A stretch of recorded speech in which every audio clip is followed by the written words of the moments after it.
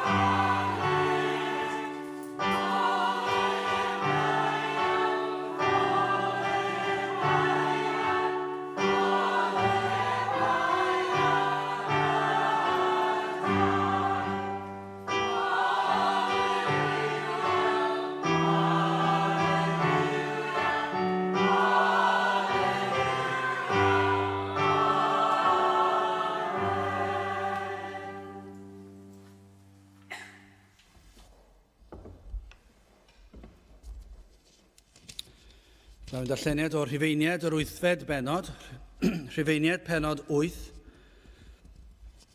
cyn dechrau yn yr adnod gyntaf.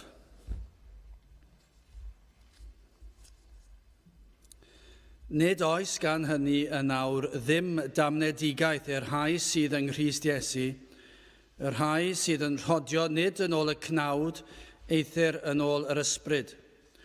Canes deddf ysbryd a bywyd yng Nghrist Iesu am rhyddhaodd I oddi o'r ddeddf pechod a marwolaeth.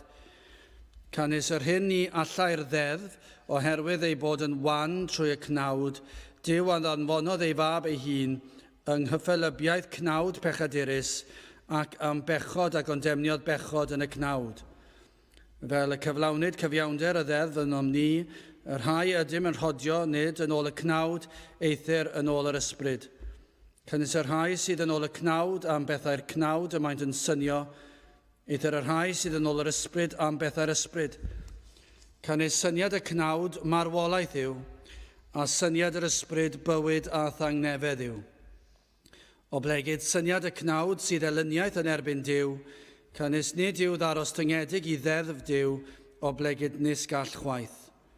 A rhai sydd yn y cnawd ni allant ryngu bod Dyw. Eithyr chwechwi, nid ydych yn y cnawd, ond yn yr ysbryd. Od yw ysbryd Dyw yn trigo ynoch, ac od oes neb heb ysbryd Crist ganddo, nid yw hwnnw yn eiddo ef. Ac os yw Crist ynoch, y mae'r corff yn farw oherwydd pechod, eithyr yr ysbryd yn fywyd oherwydd cyfiawnder. Ac os ysbryd yr hwn a gyfododd Iesu o feirw sydd yn trigo ynoch, yr hwn a gyfododd Grist o feirw a fyw o ca hefyd eich cyrff marwol chwi, trwy ei ysbryd yr hwn sydd yn trigo ynoch. Am hynny frodyr, dyledwyr ydym nid yw'r cnawd I fyw yn ôl y cnawd, cynnes os byw yr ydych yn ôl y cnawd, meirw fyddwch. Eithyr os ydych yn marweiddio gweithredoedd y corff trwy'r ysbryd, byw fyddwch. Cynnes y sawl arweinir gan ysbryd Dyw, y rhai hyn sydd blant I Dduw. Byddai bendith Dyw ar ei air, sanctaidd ef. Gadewch ni nawr droi at ein harglwyd mewn gweddi. Diolch yn i ti unwaith eto, Dduw, am gyfle arall i ddod i alw arna ti ac i ddeisif arna ti ddod lawr un plith. I ni yn diolch i'n bod yn gallu dod yn hyderus, yn bechaduriaid, yn rai sydd wedi dadael i lawr yn ystod y dydd hwn heb sôn am yr wythnos diwetha. Ac eto, Dduw, gan ein bod yn blant i ti, i ni yn gallu dod yn hyderus, yn gwybod dy fod yn dad nefol i ni, a fod yn gwrando ar ein gweddiau ni, yn gwrando ar ein deisyfiadau ni. Ti yn gwybod ein gwendid, rwy ti yn gwybod ein methiannau ni. Ond eto, o Dduw, rwy ti'n gwybod ein bod ni'n blant i ti.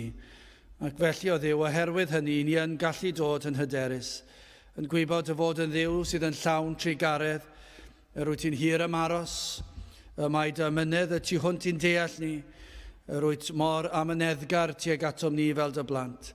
Ac felly, o Dduw, i ni yn gwybod ar brynhawn sul arall i ni yn gallu dod a gofyn i ti i fod yn bresennol unwaith eto gyda ni.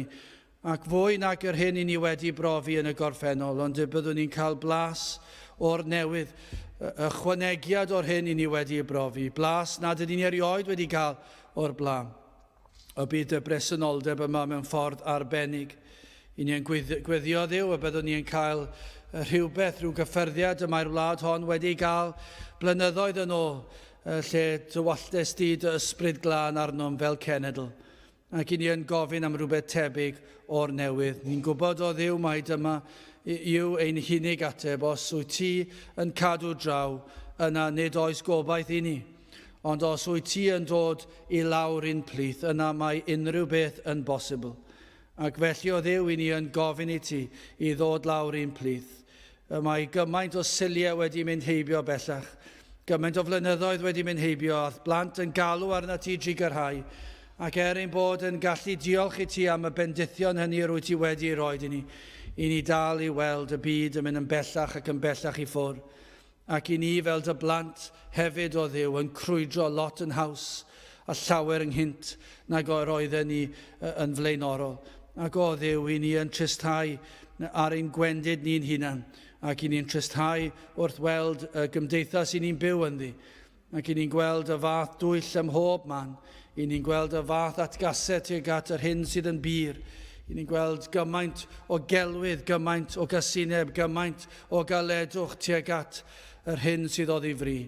Ac felly, o Dduw, i ni yn cyflwyno y wlad hon unwaith eto i ti ac yn gofyn i ti i dywalt y lan ysbryd arno, ac i ti ddychwelyd un plith, ac i ti fendithio unwaith eto, ac i ddyrchafu dy enw dy hun, y bydd enw ein harglwydd Iesu Grist yn cael ei foliannu a'i ddyrchafu i goriwch pob enw arall. I ni yn gweddio felly ar i ti fendithio ein hoedfa yma, a pa le bynnag y bydd na rai yn ymuno gyda ni. I ni yn gweddio, Dduw, y bydd ysbryd ar waith, yn agor llygaid y deillion i weled ei hangen am waredwr. Y bydde ti yn dod â phobl allan o'i pechod ac a dryddhad a llawenydd yr efengil. O Dduw, i ti yn gallu gwneud hyn, ac felly ni'n gofyn i ti wneud e eto, unwaith eto yn ein plith ni. Bendithion yr holl oedfa, o Dduw, bob rhan o'r oedfa. I ni yn gofyn am y tywelwch yn ei o ddifri. Y bydd na ymwybyddiaeth, fe fydd na barchedig ofn yma, dy fod ti wedi dod i'n plith, ac y byddi di yn gweithio yn rymus unwaith eto. Trigarha felly a bendithio ni. I ni'n gofyn yn ôl trwy enw ac heiddiant ein harglwydd Iesu Grist. Amen.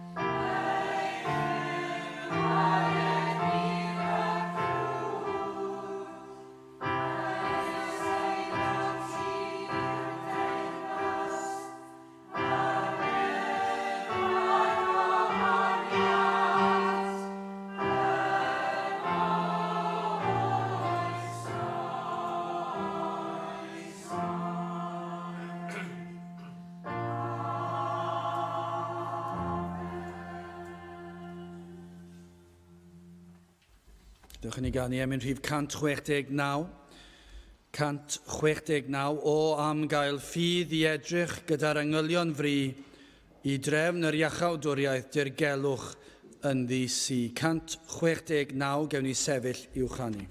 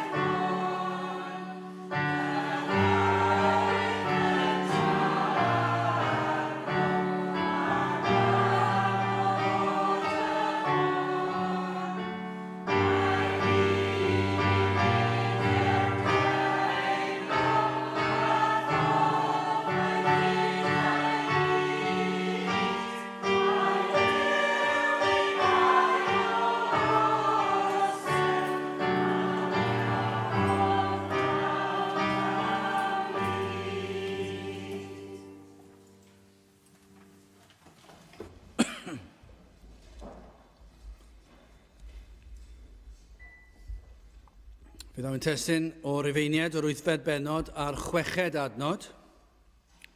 Rifeinied 8 adnod 6 canu syniad y cnawd marwolaeth yw a syniad yr ysbryd bywyd a thangnefedd yw. Nawr mae hon yn benod adnabyddus iawn. Yr adnod gyntaf wedi dod â chysur i lawer o Gristnogion drost y cynrifoedd. Yr adnod gyntaf yn darllen fel hon. Nid oes gan hynny yn awr ddim damnedigaeth i'r rhai sydd yng Nghrist Iesu, yr rhai sydd yn rhodio yn ôl y cnawd, eithir, yr rhai sydd yn rhodio nid yn ôl y cnawd, eithir yn ôl yr ysbryd. Dyna i chi adnod sydd yn dod â gymaint o gadernid i'r Cristion. Mae e'n dweud, gallwch chi ddim fod yn fwy pendant na hyn. Nid oes gan hynny yn awr ddim damnedigaeth i'r rhai sydd yng Nghrist Iesu. Felly os ych chi yng Nghrist Iesu, does dim damnedigaeth, dim condemniad i chi. Dwi ddim yn dweud, nid oes gan hynny yn awr ddim cyhuddiad. Dwi ddim yn dweud hynny nag yw. Bydde hynny'n amhosibl achos bod yna lawer o gyhuddiadau gellir ei gosod ger bron Cristnogion, felly bydde dim lot o gysur fyna. Mae Satan yn aml yn ein cyhuddo ni, ond dyw e. Ac efallai yn aml os nad bron bob tro i fod yn iawn. Allech chi'n dweud yn aml am Satan sef tad celwyddau, ond eto i gyd mae yn ein cyhuddo ni a gan amla mae yn iawn. Mae e'n dweud ydych chi ddim yn ddigon da ac mae yn iawn. Mae'n dweud, chi'n cofio'r pechod hynny wnaethoch chi tra'n blentyn, ac mae e'n iawn. Mae'n dweud, beth yma pechod nes di ddoi, ac mae e'n iawn. Digon o gyhuddiadau y mae Satan yn gallu dod ger ein bron ni. Mae'n teuluoedd ni'n gallu cyhuddo ni. Mae'n cydweithwyr, mysen ni'n gallu mentro dweud, bydd yn heili a'n cydweithwyr i gyd yn gallu dod â ddigon o cyhuddiadau dweud, yn yr ysgol siarad fod, dyw e ddim yn neud i waith yn berffedd iawn. Nath e ddim hyn ar amser, nath e ddim wneud hwnna, ac fe gallai wneud hwnna'n well. Digon o gyhuddiadau mae pobl yn gallu dod ato ni mor aml. Ond nid yw yn hymatebion ni fel plant i Dduw yn anghywir. I ni mor aml yn hunanol. Ond cyhuddiadau yw'r rhain. Ond yr hyn i ni'n gwybod yw, os yn blant i Dduw, pa bynnag cyhuddiad ceir ei osod ger ein bron ni, bod ein pechodau wedi maddau. Ac felly, gellir cael cyhuddiadau, ond dyna yn unig ydyn nhw. cyhuddiadau. Mae y Cristion yn gallu dweud maddeuwyd y cyfan. Ond mae'r adnod yn dweud, nid oes gan hynny nawr ddim cyhuddiadau, achos mae yna ddigon o cyhuddiadau ar gael. Be mae'n dweud yw, nid oes gan hynny nawr ddim damnedigaeth. Ni ellir ein condemnio ni. Does dim modd condemnio y Cristion byth eto. Gellir cyhuddo'r Cristion, gewch chi gyhuddo faint fynnwch chi. Ond yr eiliad I chi yng Nghrist, does dim un eiliad gellir I chi hyd yn oed ystyried y ffaith bod na gondemniad I ddod. Nawr, gai ofyn y cwestiwn yma i'ch bob un o'ch chi yma sydd yn gwrando. A ydych chi yn mwynhau y cysur yna? I chi'n gwybod na fydd na gondemniad rhyw ddydd? I chi'n gwybod fel ffaith na fydd na ddamnedigaeth I chi? Achos os nad ydych chi, mae angen I chi chwilio'ch calonnau I weld ble chi'n sefyll. Achos i'r Cristion, mae'n gallu dweud, does dim damnedigaeth I fod. Dyw e ddim yn mynd I ddigwydd. Hyd yn oed os na'i syrthio, hyd yn oed os na'i bechu, a dyw'r Cristion ddim eisiau pechu, a dyw'r Cristion mae'n braw fe fod yn Cristion. Pa mae yn syrthio, pa mae yn pechu, a pechu a wnawn ni, mae e'n torri galon oherwydd ni, ac mae'n edifarhau oherwydd ni. Dyw'r Cristion byth yn dweud, fyddai byth yn pechu eto, ond un peth mae'r Cristion yn dweud yw, dwi ddim eisiau pechu, ond pan fyddai yn pechu, dwi'n tristau oherwydd hynny, dwi'n edifarhau oherwydd hynny, ond y llawenydd yw, does dim damnedigaeth I fod. Ond chi sydd ddim yng Nghrist, wel, dwi ddim yn gallu cynnig unrhyw gysur I chi achos does dim adnod gen I chi ar wahân I pethau digalon. Mae'r adnod yma, nid oes gan hynny nawr ddim damnedigaeth, dim ond i'r rhai sydd yng Nghrist Iesu. Felly mae'r rhaid I ni chwilio'n calonnau I weld a ydyn ni yng Nghrist a'i pheidio. Wel, yn gyntaf, hoffwn I edrych ar y cnawdol. Yna'n ail ar yr ysbrydol, a dwi eisiau edrych yn drydydd ar ddiwedd y ddau. Dwi eisiau edrych ar y pobl sydd yn gnawdol, y rhai sydd ddim yn Gristnogion. Dwi eisiau edrych ar yr ysbrydol, y rhai sydd yn Gristnogion. A dwi eisiau gweld be mae'r adnod yn dweud beth yw diwedd y ddau. Wel, yn gyntaf, y cnawdol, adnod 5. Cynnes y rhai sydd yn ôl y cnawd am bethau'r cnawd y maent yn synio. Eithir y rhai sydd yn ôl yr ysbryd am bethau'r ysbryd. Nawr, os ych chi eisiau gwybod os ydych chi'n Gristion a'i pheidio, wel, mae gymaint o adnodau does na yn yr ysgrythyr sydd yn dweud yn gwbl glir. Ac dyna pam, does dim panig yn dod I unrhyw bregethwr o sil I sil. Ambell waith mae'n anodd ffeindio testyn oherwydd chi eisiau cael y peth sydd yn iawn, ond I chi'n gwybod, fel allan ni ffeindio testyn, petai rhaid ni'n bregethu pregeth gwahanol bob dydd o'r wythnos. Heb sôn am dwi'n unwaith yr wythnos, mae yna ddigonedd o adnodau, digon clir I bregethu arno. A dyma un arall, mae mor glir. Mae mor glir, mae blwmp ac yn blaen. Os ych chi eisiau gwybod, a ydych chi yn Gristion, yna mae'r adnod yma'n dweud. Dyma chi ddisgrifiad o'r rhai sydd yng Nghrist a'r rhai nad ydynt yng Nghrist. Y rhai sydd tu allan I Grist, sef y rhai sydd yn wynebu damnedigaeth, chos dyna be mae'r adnod gyntaf yn dweud, os ych chi tu allan I Grist, fe fyddwch chi'n cael eich condemnio rhyw ddydd. Ac fe ddisgrifir hwy fan hyn, cynnes y rhai sydd yn ôl y cnawd am bethau'r cnawd y maent yn synio. Ond y rhai sydd yng Nghrist, y rhai nad oes damnedigaeth, condemniad iddyn nhw, y rhai sy'n Gristnogion, fe ddisgrifir hwy yn yr ail rhan o'r adnod, eithir y rhai sydd yn ôl yr ysbryd am bethau'r ysbryd. Dyna be maen nhw'n synio amdano. Felly mae'n dweud yn ddigon clir. Mae'n help mawr I ni ddarganfod ble ydyn ni'n sefyll. A ydych chi yn byw yn ôl y cnawd? Os ych chi eisiau gweithio fy mas, yna gwrandewch ar hwn. Os ydych chi yn byw yn ôl y cnawd, yna yr ydych chi tu allan I Grist, ac felly mae na ddamnedigaeth yn eich gwynebu chi. Mae yna broblem fan hyn. Gall na lawer ddweud yn syth nad ydynt yn byw yn ôl y cnawd, ac eto Dyma yw y disgrifiad cywir ohonyn nhw. Achos dydyn nhw ddim yn deall be mae'r Beibl yn ei ddisgrifio yw byw yn ôl y cnawd. Felly mae rhaid ni esbonio beth yw byw yn ôl y cnawd neu synio yn ôl y cnawd. Wel, y cnawd fan hyn yw'r natur ddynol pechadurus. Ac i ni'n gwybod o ganlyniad y cwymp o bechod adda, fe ddaeth pechod i'r byd, ac fe syrthio dyn o'i safle o berffeithrwydd, ac o hynny ymlaen fe anwyd pob un person yn bechadur. Ac nawr maent yn eiddo y natur pechadurus yma. Mae pob un a aned, pob person sydd wedi cael ei eni, mae nhw yn eiddo y natur bechadurus yma. Does dim ffoi natur bechadurus. I ni'n gwybod hynny. So ni eisiau treulio lot o amser yn profi hynny. Ond os oes unrhyw un eisiau bod mor ffôl a dweud dyw hwnna ddim yn iawn, dwi ddim yn gwybod ble i ddechrau. Achos i chi meddwl, wel, sut allwch chi ddysgu'r fath bobl? Mae pob un a aned yn bechaduriaid, ac mae hynny'n amlwg o ba bynnag rhan o hanes ym mha bynnag cwr o'r byd, pa bynnag ddylanwadau sydd wedi bod arnyn nhw. Pob un a ddowch chi ar eu traws nhw, fe welwch chi hunanoldeb, falchder, i chi'n gweld pechod trwyddyn nhw, yn effeithio'r bopeth maen nhw'n ei ddweud a'i wneud. Felly mae'n brawf. So ni eisiau gwastraffu amser bellach ar hynny. Os chi ddim yn gweld hynny, yna mae rhaid chi ofyn i Dduw i agor eich llygad i weld y peth. Mae pob un a aned erioed yn gaeth i bechod. Y cyfeithiad gwell o'r adnod, yr adnod yn darllen fel hyn, canes yr rhai sydd yn ôl y cnawd, ond y cyfeithiad gwell bydde, oddi tano'r cnawd.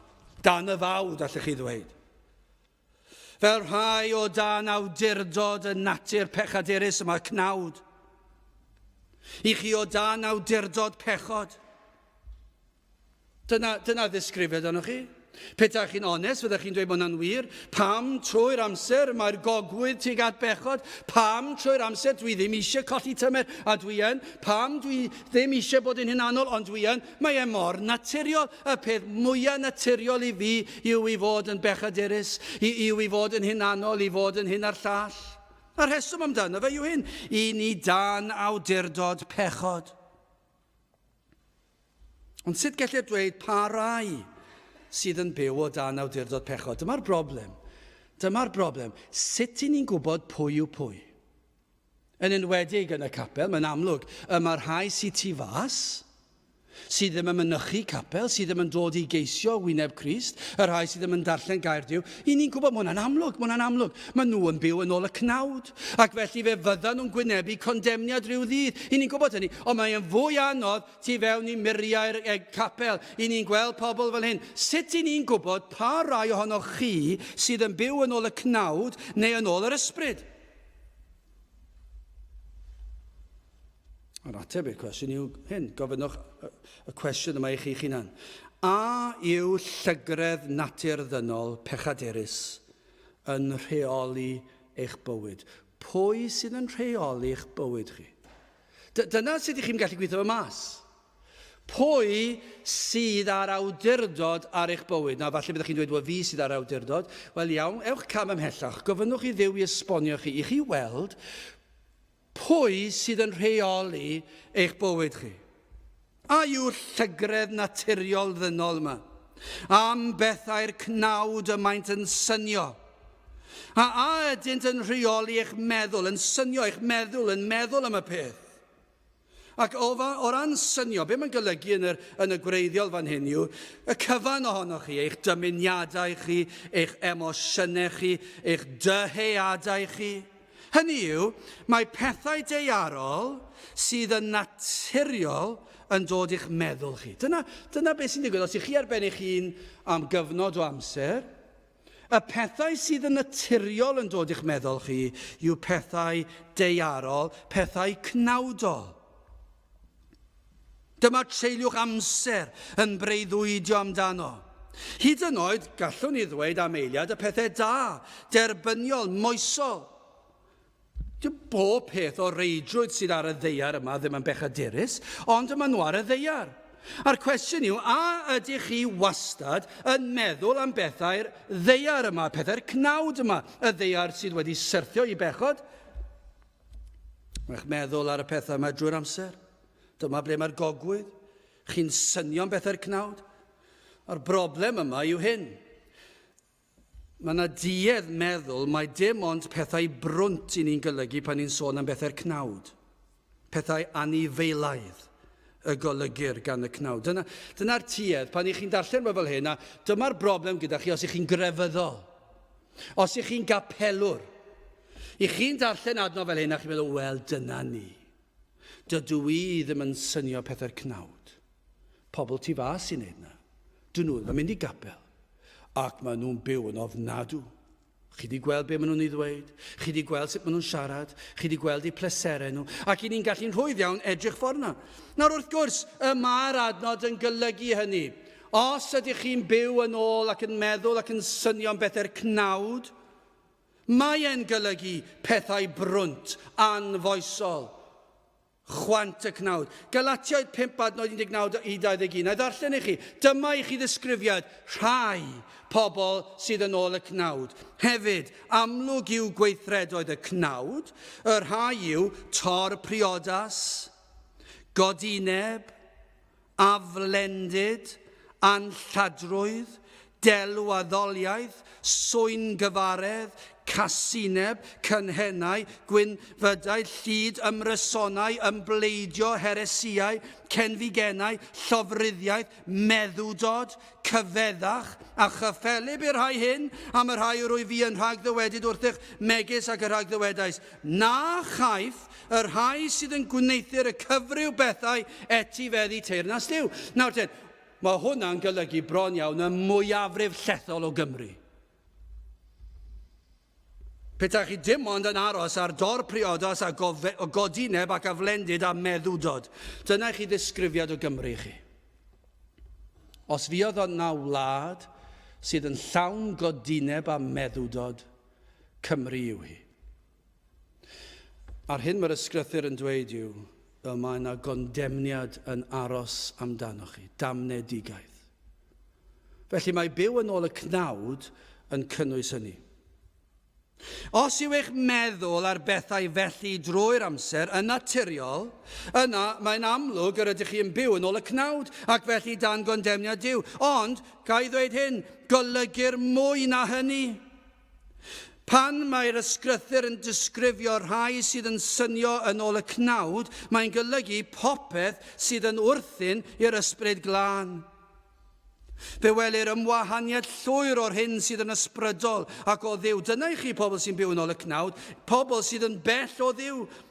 Maen nhw'n byw am bethau'r ddeiar, y gweladwy sydd yn bwysig, yr hyn y gellir ei weld, ei esbonio. Dyna be gewch chi. Os ydych chi'n gallu esbonio rhywbeth, yna chi'n hapus. Os yw e'n rhywbeth i chi ddim yn ei ddeall a ddim yn ei gallu esbonio, yna i chi meddwl, o na, dwi ddim eisiau dim byd i wneud â hynny. Pam? Achos i chi'n byw yn ôl y cnawd.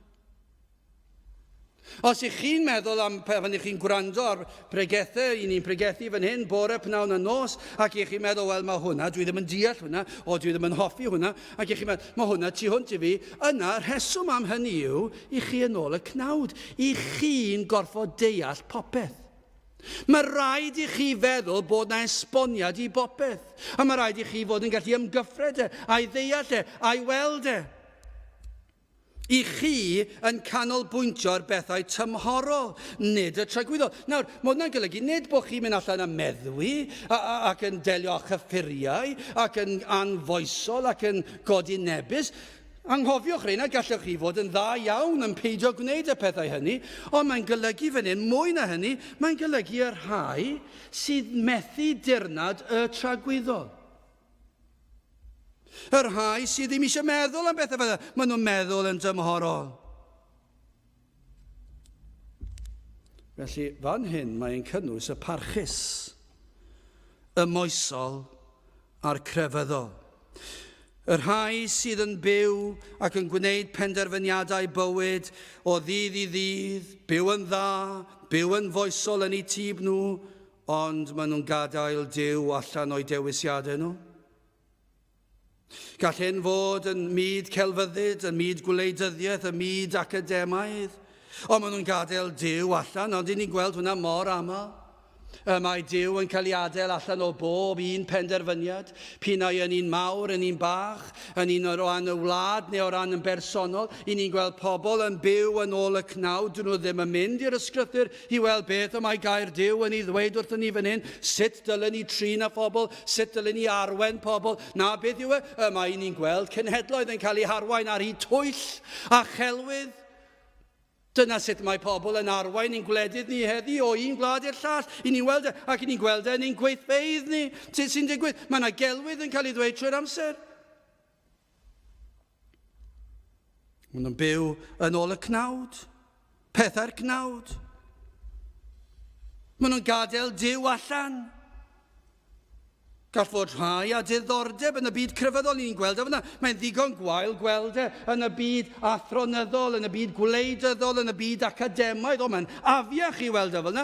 Ym mhob pwnc, ewch chi eich ysgol chi, edrychwch chi ar eich Cymraeg, a'ch Saesneg, a'ch mathemateg chi, ac yn eich bywydeg chi, glywson ni ddarlith gwych neithiwr ar hyfeddod y greadigaeth, a pholineb y bobl sydd ddim yn credu yn y Duw sydd wedi creu popeth a bod y bwrpas i bob dim. Ond i ni'n gweld gwersi bywydeg a chemeg a ffiseg a daearyddol. Sut gellir gadael Duw allan o'r pynciau hynny? Dwi ddim yn gwybod. Mi fyddai cael gwersi ar fywydeg a chemeg a ffiseg a daearyddiaeth a hanes, a Duw yn ei chanol hi yn werth chweil. Ond maen nhw'n gadael, sut maen nhw'n gallu gwneud e? Dwi ddim yn gwybod. Maen nhw wedi gadael y mwyafrif o'r pwnc allan. Ond mae'n drychineb pan mae'n cael ei adael allan o'r byd crefydd. Maen nhw'n byw yn gnawdol. Mae mwyafrif o gaperi'n gwlad ni. Mae eu pregethu nhw ac mae eu crefydd nhw yn gnawdol. Maen nhw'n gadael y Duw byw, Duw yr ysgrythyr allan o'r Beibl. Wrth gwrs, maen nhw'n enwi Duw ac maen nhw'n enwi Iesu Grist, ond nid Duw a Iesu Grist y Beibl maen nhw'n sôn amdano. Dwi ddim yn gwybod am bwy maen nhw'n sôn, ond maen nhw wedi gwneud rhyw ddiw lan. Maen nhw wedi gwneud rhyw ddiw lan sydd yn dweud bod Duw cariad Duw, felly mae'n mynd i gadael pawb mewn i'r nefoedd. Ond dyn nhw ddim wir yn cytuno â hwnna chwaith. Felly mae athrawiaeth nhw dros y lle i gyd. Beth maen nhw'n ei gredu? Dyn nhw ddim yn credu dim. Dyn nhw ddim yn credu y gall Iesu Grist gerdded ar y môr. Dyn nhw ddim yn credu y bod Duw yn gallu agor y môr coch. Dyn nhw ddim yn credu'r beth yna. Dyn nhw ddim yn credu bod yn gallu bwydo'r 5,000. Dyn nhw ddim yn credu dim ein crefyddwyr Cymreig ni. Pam? Maen nhw'n gadael Duw allan. Maen nhw wedi creu Duw personol, Duw sydd yn ei siwtio nhw, rheolau y gallan nhw eu cyflawni, ac yna maen nhw wedi creu rhyw grefydd bach cysurus iawn. Ond y broblem yw mae e'n gnawdol. Mae e'n rhywbeth maen nhw'n gallu weld. Does dim wir grefydd yma.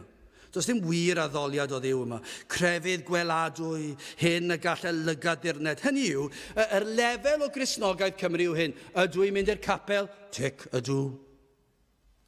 Ydw i wedi dysgu adnodau ar fy nghof? Tic, ydw. Ydw i'n helpu pobl eraill? O, dwi'n neud lot o hynny. Dwi'n mynd i helpu'r tlawd. Dwi'n helpu cymdogion. Dwi'n helpu'r henoed. Tic, tic, tic.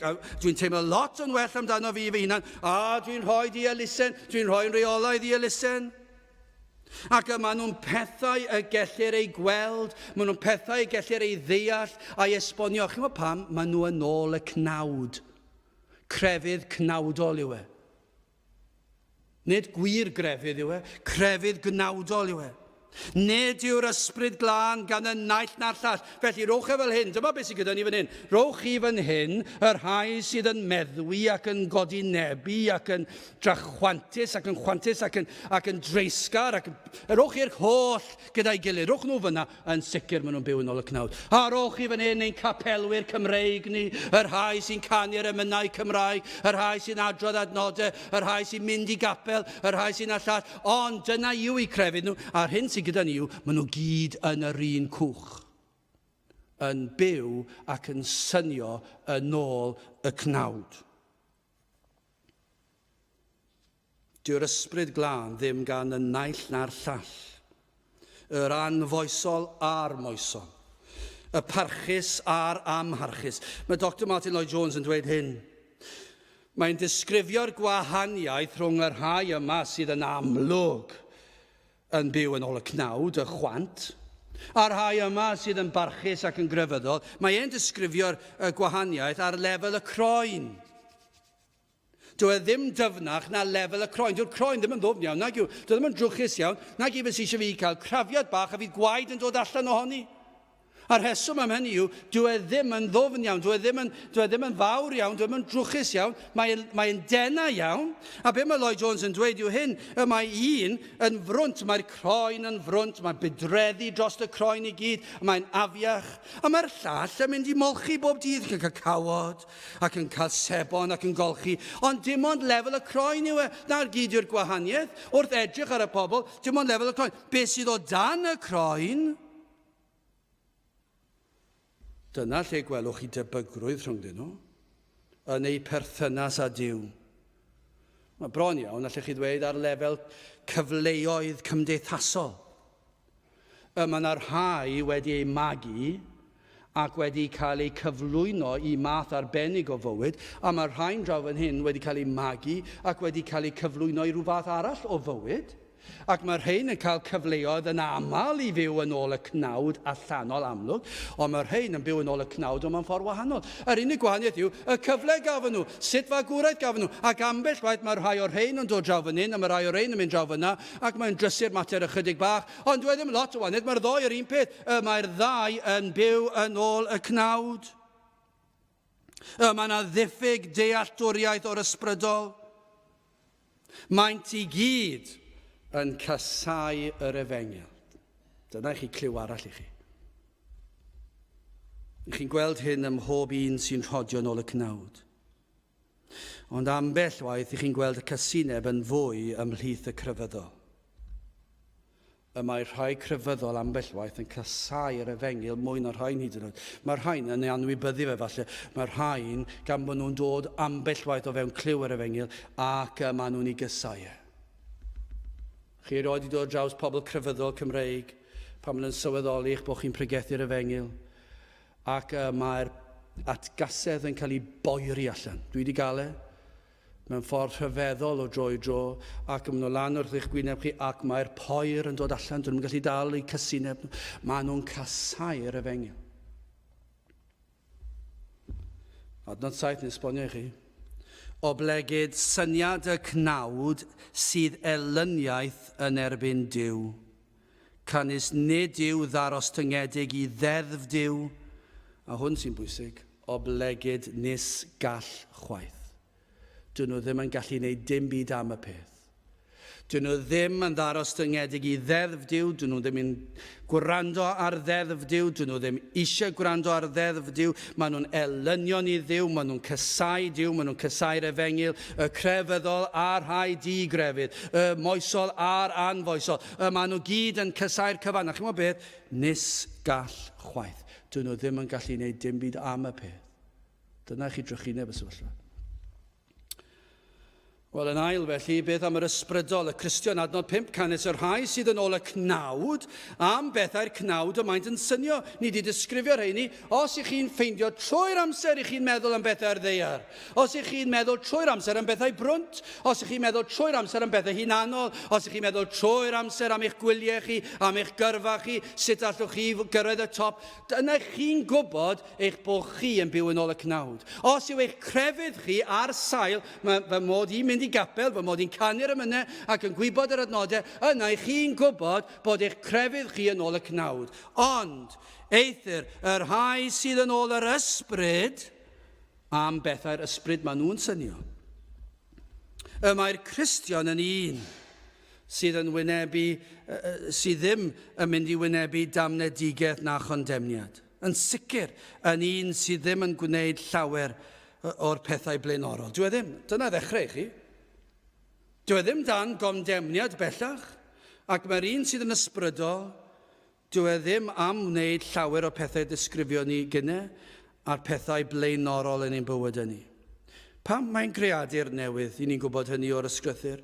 I ni'n gwybod bod yr ysbryd glân wedi plannu hedyn o sancteiddrwydd yn ei galon ni, ac mae'r hedyn yna'n beth rhyfedd pan mae Duw trwy'r ysbryd glân yn plannu hedyn rhyw bryd yn ein bywydau ni, ac y mae'n dechrau tyfu. Mae'n od, ambell waith mae yna ymateb i'r ysbrydol. Yna beth sy'n digwydd, mae'r byd yn tynnu, ac ych chi'n dyheu'r byd, ac yna mae yna rhywbeth ysbrydol eto, mae yna fywyd yn yr enaid, ac mae'n dyheu am fwy o bethau sanctaidd, ac yna mae Satan yn dod, ac mae'n ceisio tynnu'r hedyn neu ffwrdd, ac mae yna frwydr yn mynd ymlaen. Ond nawr, gan i'r ysbryd glân, blannu'r hedyn yma, ac i ni'n gweld bod yna gogwydd tuag at lendid, a pan mae'r enaid yn ymddiried yng Nghrist, i ni'n gweld dyma yw ei ddymuniad, yw pethau'r ysbryd. Mae'r Cristion, mae'r ysbrydol, mae ei holl bersonau, ei holl ddymuniadau fe, mae ei holl ddyheuadau fe, mor wahanol i gynt. Nawr mae e'n dymuno'r pethau da, pethau pur, pethau glân, pethau ysbrydol. Mae ei feddwl, mae ei ddeall, mae ei farnau, mae ei wyllus, mae ei resymau, mae ei ddoethineb, mae'r cyfan wedi newid. Nawr mae e'n dyheu am bethau'r ysbryd. Mae'r rhai sydd dan damnegdigaeth yn gweld hyn fel ffwlineb llwyr, dyn nhw ddim yn ei ddeall e. Fydden nhw byth yn ei ddeall e. Maen nhw'n gweld e'n rhyfedd. Maen nhw'n dweud, sut fedrwch chi fwynhau'r fath bethau? Dewch gyda ni i'r bethau'r cnawd, bethau chi gallu fwynhau. Ond mae'r Cristion, nid dyletswydd yw e i ymwahanu'r pethau hynny, ond dymuniad. Dyna chi'r gwahaniaeth. I'r rhai sydd yn synio'r pethau'r ysbryd, mae e'n dymuno y pethau hynny. Fe wel pob dim trwy lygaid un sydd yn synio pethau'r ysbryd. Mae'n edrych ar popeth. Mae pob dydd yn cael ei fyw trwy lygaid un sydd yn synio pethau'r ysbryd. Mae'r Cristion yn edrych ar hanes trwy lygaid un sydd yn synio pethau'r ysbryd. Mae digwyddiadau pob dydd trwy lygaid un sydd yn synio pethau'r ysbryd. Mae pob perthynas sydd ganddo fe, yn ei waith, yn ei gartre, yn ei hamdden, yn cael ei weld trwy lygaid un sydd yn synio pethau'r ysbryd. Trwy gydol y dydd, yn gweithio neu'n hamddenna nghanol hyn oll, y peth naturiol yw synio pethau'r ysbryd. Mae e'n meddwl am yr arglwydd Iesu Grist, mae'n meddwl am bethau Duw, mae'n meddwl am pethau glân, mae'n meddwl am yr ysgrythur, mae'n meddwl am mae'n meddwl am tragwyddoldeb yn ystod y dydd. Falle nghanol rhyw waith prysur, falle bydd yna eiliad bach, fydd yn neud y feddwl am ei arglwydd a fydd yn synio'r pethau'r ysbryd. Pwrpas y Cristion, yr un sydd yn synio pethau'r ysbryd, yw gogoneddu Duw a'i fwynhau am byth. Dyna pam mae'r un yma yn ofalus nad yw yn rhoi ymddangosiad o ddrygioni hyd yn oed. Nid yw am siomi ei ddiw. Dyna chi yr un sydd yn byw yn ôl yr ysbryd, sydd yn synio pethau'r ysbryd. Mae e'n ofalus am bopeth. Os gall unrhyw un pwyntio bys ato ac yn dweud, ti'n galw dyn yn Gristion, fe fydd yn torri galon. Ac mae'n meddwl, pan mae'n mynd i'r gwaith, pan mae'n dod o'r gwaith, pan mae'n mynd i'r dre, pan mae'n mynd ar ei wyliau, mae e'n ofalus trwy'r amser, mae e eisiau byw clod i Dduw. Nid oherwydd bod rhaid iddo fe o'r rheolau. Na, mae'r ysbryd wedi plannu hedyn sancteiddrwydd ynddo fe, ac felly dwi ddim eisiau siomi ei Dduw. Nid cyfres o reolau yw e. Dwi ddim yn mynd i'r fan ar lle, neu ddim yn mynychu llefydd amheus, neu ddim yn yfed oherwydd bod e'n set o reolau, mae rai fe gadw. Mae'r Cristion yn dweud, dwi ddim eisiau gwneud y pethau hynny. Mae'r pethau hynny mynd i arwain fi ar gyfeiliorn, ac felly dwi ddim eisiau roi'r ymddangosiad, dwi ddim eisiau mynd i le y gall rhywun ddweud y mae yn byw yn ôl y cnawd. Dwi ddim eisiau'r brawd gwan i fy ngweld i'n gwneud rhywbeth neu dweud rhywbeth sydd yn rhoi'r argraff y mod i'n byw yn ôl y cnawd. Pam? Dwi'n un sydd yn byw yn ôl yr ysbryd, rwy'n Gristion. Dwi'n blentyn i Dduw, ac felly dyma sut dwi eisiau byw. Dwi eisiau byw yn lan ac yn bir.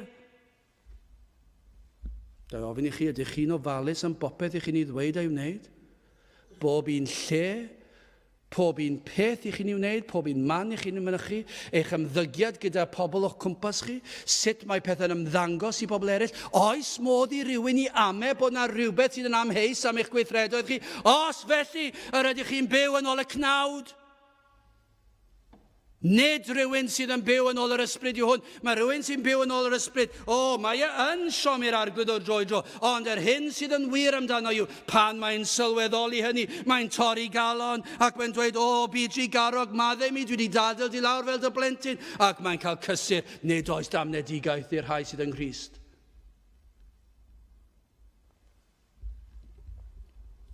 Sut i chi'n byw eich bywydau chi? Nid cyfres o reolau yw e.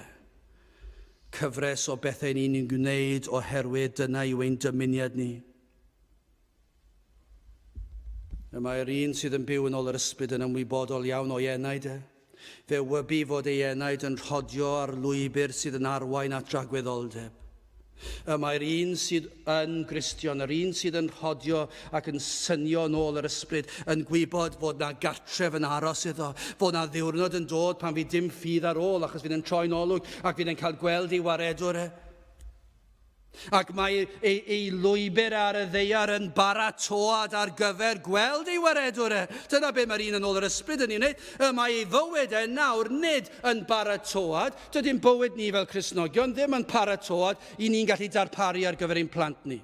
Wel, ni'n trial gwneud y rhywfaint, ond dim dyna'n pwrpas ni.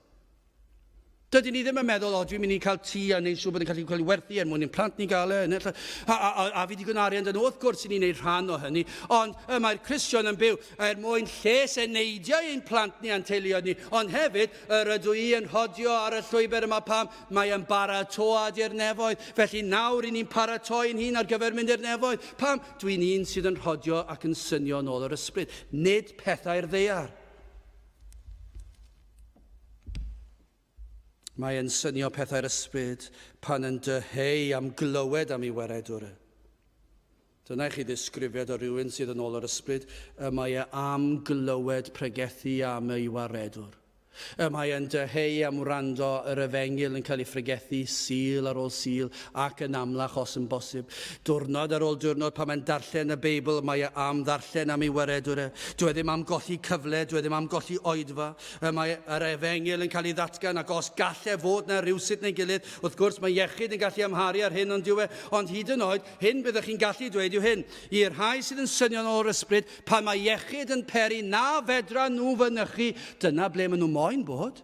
Dyna sut ych chi'n gallu dirnad. Dyna le maen nhw moyn bod. Nid chwilio am esgus maen nhw. Dwi'n arbod gormod o Gristnogion sydd yn chwilio am yr esgus cyntaf sydd yn dod i'w pennau nhw. Dweud pam na fedra nhw ddod i'r cwrdd gweddi. Dwi di blino, dwi'n hyn, dwi'n llall.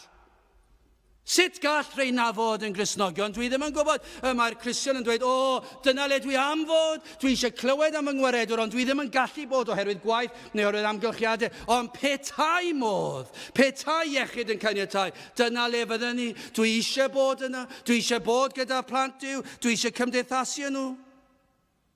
Pan dyrchefur Crist fel un yn marw ar y groes, mae'r un sydd yn rhodio yn ôl yr ysbryd yn llawenhau. Dyna chi rhywun sydd yn Gristion. Pan mae Crist yn cael ei ddyrchafu, mae'n llawenhau. Pan mae'r pregethwr yn dyrchafu Crist, mae'n llawenhau. Pan ni'n canu emynau ac ni'n sôn am Grist ac am yr efengil, mae'n llawenhau. Mae ei enaid yn llamu oddi fewn.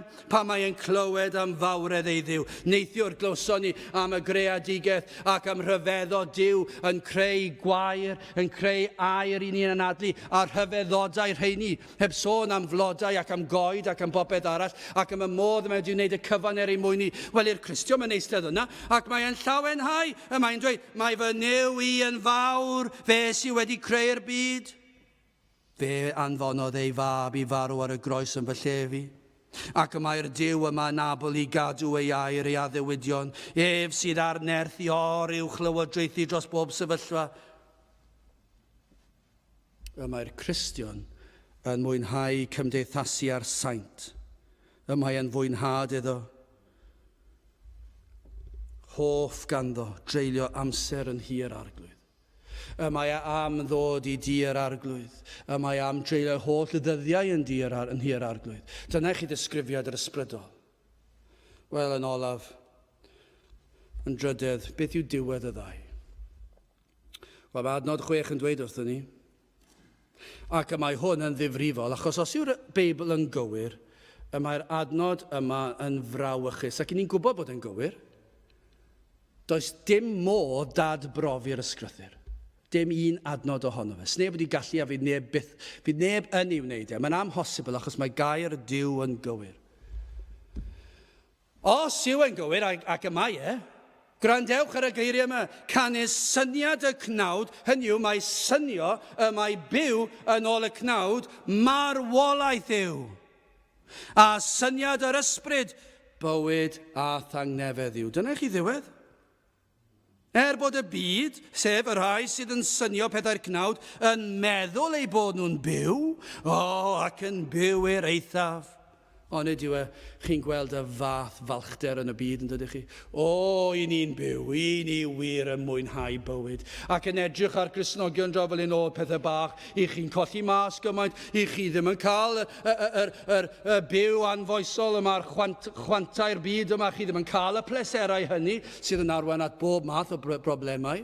Ac mae'r rhain fan hyn sy'n llawn balchder ac yn canu clochtar amdani nhw hunan, edrychwch pa mor dda ydw i, ac maen nhw'n edrych lawr yn ni, meddwl, edrychwch yn chi, i chi yn colli mas ar yr holl falchder mae'n ni'n ei fwynhau.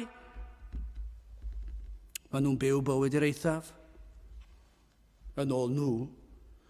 Ond yr hyn mae'r ysgrythyr yn dweud yw cyflwr o farwolaeth yw ei bywyd nhw. Hynny yw, bodoli yw ei cyflwr nhw. Maen nhw'n anadlu, maen nhw'n cysgu, maen nhw'n deffro, maen nhw'n bwyta, maen nhw'n gweithio, maen nhw'n chwarae, maen nhw'n mynd ôl i gysgu, maen nhw'n dechrau to, trwyddo fe gyd, maen nhw'n anadlu, maen nhw'n cario ymlaen. Beth yw hwnna bodoli? Ac maen nhw dim ond yn byw yn ôl pethau'r cnawd. Dyn nhw ddim yn byw i'r pwrpas y creuwyd nhw. Y pwrpas yn creuwyd ni yw i ogoneddu Duw a'i fwynhau am byth, ond dydy'r pobl cnawd ddim yn byw yn ôl hynny. I ni'n gwybod daeth marwolaeth yn dydyn ni. O ble daeth marwolaeth, i ni'n gwybod o ble daeth marwolaeth, fe ddaeth o ganlyniad i bechod, ac i bechod adda. Ac felly fe enir pob un ohono ni yn bechaduriaid, ond yn y cyflwr yma yn farw. Mae'r ystyr marw yma yn golygu lot o bethau. Fe olygodd fe fyddwn ni yn marw yn gorfforol rhyw ddydd, ac i ni'n gwybod bod hwnna'n sicr yn ffaith, achos mae pob un na aned yn marw. Ar wahân Iesu Grist, mab Duw, ac fe fydd e farw at gyfododd o'r beth. Ond mae pob un a aned yn marw. Ac i ni'n gwybod hynny o'r ysgrythyr. I ni'n gwybod mae cyflwr o farwolaeth yn yr ystyr hynny. Ond hefyd mae'n golygu bod yr rhai sydd yn byw yn ôl y cnawd, mae marwolaeth ysbrydol sydd yn eiddo iddyn nhw. Hynny yw, fi dim dirnadaeth ganddyn nhw, fi dim dealltwriaeth o'r ysbrydol, na'r tragwyddol, does dim clem dyn nhw am beth ni'n sôn fan hyn a bnawn Sul. Dyn nhw ddim yn deall gair o beth ni'n dweud fan hyn a bnawn Sul. Pam? Achos maen nhw'n meddwl am beth mae'r rheini mynd ymlaen amdano. Does dim dirnadaeth ganddyn nhw, does dim llawenydd ganddyn nhw yn y pethau yma. Dyn nhw ddim yn deall y tragwyddol, ac maen nhw'n trio esbonio fe, dyn nhw ddim yn gallu, ac felly maen nhw'n ei wrthod e. Ac i ni'n gwybod bod hwn yn wir, achos rhaid i Dduw ddatguddio hyn i chi.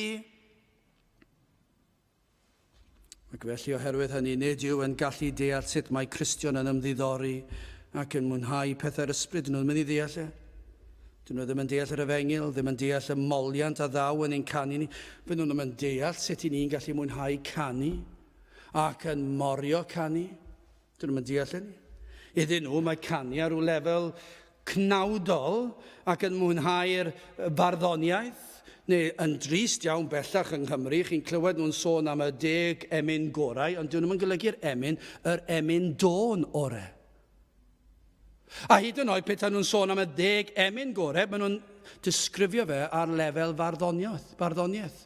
Yr odl, a'r ffurf, a'r pob peth amdano fe. Dyn nhw ddim yn deall yr ysbrydol, mi dafla maich oddi ar fy ngwar. Pa faich? Soes yn baich gen i, maen nhw'n dweud. So nhw'n deall e.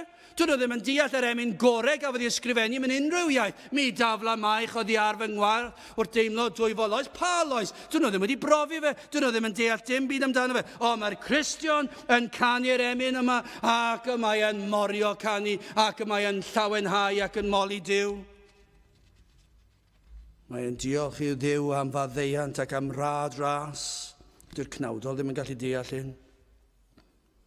Gwybod beth, mae'n bosib yn diwedd cael 2 person yn y gynulleidfa, 2 galluog iawn profiadol yn y byd, 2 yn ôl yma yn y byd, a gallech chi cael y 2 yn eistedd yma yn y capel. Ac maen nhw'n gwrando ar neges yr Efengil a gellir ei bregethu y gorau posib, dydwch chi, a'r mwyaf eglur posib, a'r hyd yn oed yn bwerus hyd yn oed. A'r ysbryd yn bresennol. Ac fe all un ei fynwesu, a'i ddeall, a'i garu, a'i ymddiried, a'r llall yn gallu cerdded o yma heb ddim syniad am beth gafodd ei ddweud. Pam? Dwi'n gwneud synwyr nag i rai. Pam bod hwnna'n bosib? Sut bod hwnna'n bosib? Y mae un yn farw i bethau ysbrydol. Cyflwr o farwolaeth, cnawdol, yr rhai sydd yn ôl y cnawd marwolaeth yw. Maen nhw'n farw yn ysbrydol, dyn nhw ddim yn ei ddeall e. Mae llygaid nhw ynghau. Ond chi'n beth hefyd, mae hyn yn arwain at farwolaeth tragwyddol.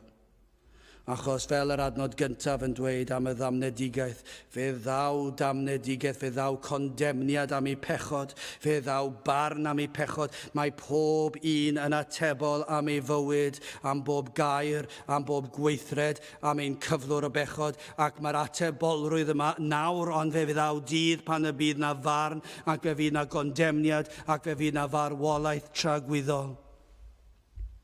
Dyna be mae'r adnod yn dweud. Os ych chi'n byw yn ôl y cnawd, yn grefyddol neu ddigrefydd, yn foesol neu'n anfoesol, pa bynnag un i chi, dwi'n gwneud dim gwahaniaeth i chi'r un peth. I chi'n synio yn ôl pethau'r ddeiar yma. Ond os ydych chi'n byw yn ôl yr ysbryd, dyna chi wahaniaeth. Yr rhai sydd yn synio yn ôl yr ysbryd adnod 6, canu syniad y cnawd marwolaeth yw, ond syniad yr ysbryd, bywyd a thangnefedd yw. Bywyd a thangnefedd. Dyna i chi disgrifiad o'r Cristion. Bywyd sydd yn dechrau nawr. Ac mae'n arwen i dragwyddoldeb, ni'n gwybod hynny, ond mae'r bywyd yma nawr. Ac fe ddaw'r cyfan o ras, Effesiau 2 adnod 5, ie, pan oeddem ni feirw mewn camweddau, a'n cyd-fywhaodd ni gyda Christ trwy ras yr ydych yn gadwedig. Ie, roedd na adeg yr oeddech chi yn farw. Mewn camweddau, ond cyd-fywhawyd chi gyda Christ, ac mae'n adio mewn crymfachau trwy ras. Cariad Duw, dim byd i wneud â chi, trwy ras yr ydych chi'n gadwedig. Mae nawr yn fyw, mae'r Cristion.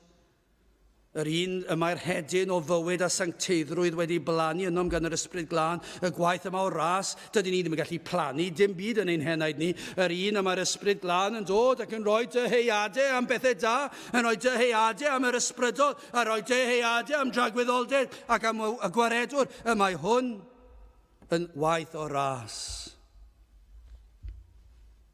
Ar eiliad yr arweinir chi at Grist. Mae'r ysbryd glân yn arwain yr rhai yma at Grist. Mae'r ysbryd glân yn arwain yr enaid at y groes. Ac pan agorwyd eich llygaid i weld eich cyflwr o farwolaeth, pan am y tro cyntaf chi'n gweld eich bod chi'n farw, ar eiliad i chi'n gweld Crist yn marw ar y groes yn eich lle, ac i chi'n gweld bod wedi cael ei gosbi yn eich lle chi, mae yna rhywbeth rhyfedd yn digwydd. Mae'r ysbryd glân yn rhoi rhodd i chi o ffydd.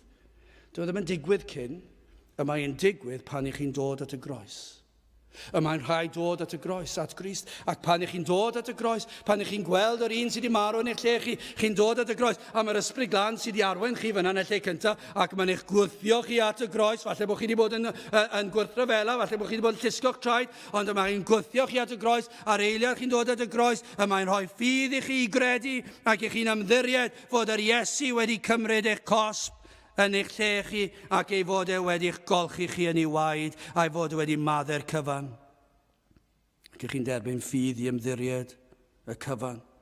Ac o'r eiliad hynny mae'r Cristion yn fyw. Mae'n derbyn bywyd, dyna be mae'r adnod yn dweud.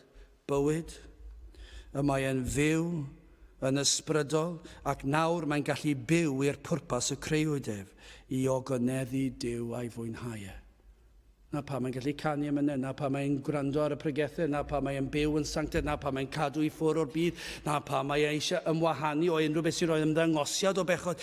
Pam mae'n fyw, mae'n ysbrydol, mae'n dyheu am bresenoldeb ei arglwydd ei waredwr. Ond mae hefyd yn gwybod fod y llwybr yn arwain at fywyd tragwyddol. Mae ganddo fo fywyd newydd yma ar y ddeiar, ond mae'n gwybod ei fod yn arwain at dragwyddoldeb at y nefoedd. O, dyna heddwch mae'n ei gael. Mae'n gwybod nawr fod ganddo fe heddwch a Duw, tangnefedd, dyna be mae'n dweud, bywyd a tangnefedd, a syniad yr ysbryd, bywyd a tangnefedd yw. Mae'r un sydd wedi dod at Grist yn derbyn bywyd ysbrydol, bywyd tragwyddol, ac mae'n cael tangnefedd, heddwch a Duw, a heddwch gwybodaeth y bydd Duw yn ei gadw holl y ddyddiau ei fywyd. Dyna I chi wahaniaeth rhwng y rhai sydd yn synio nôl y cnawd a'r rhai sydd yn synio pethau'r ysbryd. Ble I chi arni? Ym mha garfan I chi? Wel, allwch chi eistedd lawr a meddwl am beth dwi'n meddwl fwyaf. Am beth dwi'n dyheu fwyaf. Am beth dwi'n dymuno ac yn breuddwydio. Ac yna fe allwch chi ddweud, wel, yn sicr mae gair Duw yn dweud, fe fydd y damnedigaeth I chi. Ond, i'r rhai sydd yn syniad pethau yr ysbryd, canes syniad y cnawd marwolaeth yw syniad yr ysbryd, rhai sydd yn synio, sydd yn meddwl, sydd yn rhodio ym pethau'r ysbryd, bywyd a tangnefedd yw, ac I chi, nid oes gan hynny yn nawr ddim damnedigaeth i'r rhai sydd yng Nghrist Iesu. Y rhai sydd yn rhodio nid yn ôl y cnawd, eithir yn ôl yr ysbryd. Gadewch I ni weddio. O Dduw, I ni yn diolch I ti am dy ras ac am dy gariad. I ni yn diolch am waith yr ysbryd glân, ac I ni yn gweddio, Dduw, y bydd yr ysbryd glân yn brysur ar waith heddiw yn ein gwlad ni, ac ymhellach hyd yn oed o Dduw ar draws y byd. Y bydd y ysbryd ar waith yn agor llygaid y deillion I weled ei cyflwr o farwolaeth. Ac yn diwedd y dydd hon, y bydd na nifer yn camu o'i tywyllwch I oleini'r efeng. Tyrd felly trigar hawrth ddim. I ni'n gofyn hyn o trwy enw ac heiddiant ein harglwydd Iesu Grist. Amen. Dewch I ni orffen ein gwasanaeth trwy ganu'r emyn rhif 103. Mi dafla maich oddi ar fy ngwar wrth deimlo dwyfol oes. 103 gen I sefyll i'w chanu.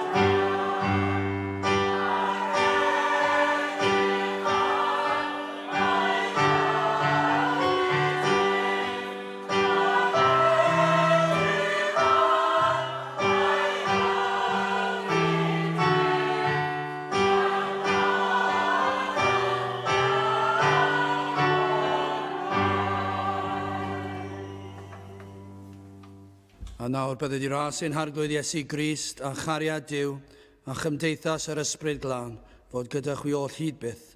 Amen.